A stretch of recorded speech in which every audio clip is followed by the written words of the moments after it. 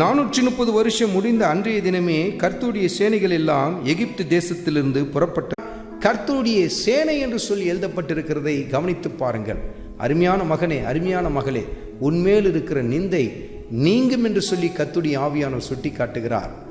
அது பல வருடங்களாய் உண்மையில் காணப்படுகிற ஒரு நிந்தையாய் காணப்படலாம்.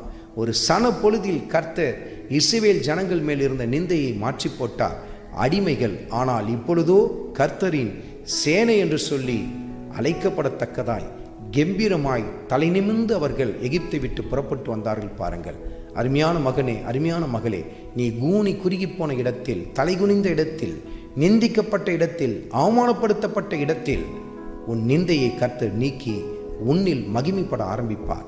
கர்த்தருக்காக பொறுமையோடு கூட காத்திரு. கர்த்தர் நிச்சயமாய் உன் வாழ்க்கையிலே மகிமையான காரியத்தை செய்வார். ஆண்டவராகிய இயேசு கிறிஸ்துவின் கிருபை உங்கள் அனைவரோடும் கூட இருப்பதாக.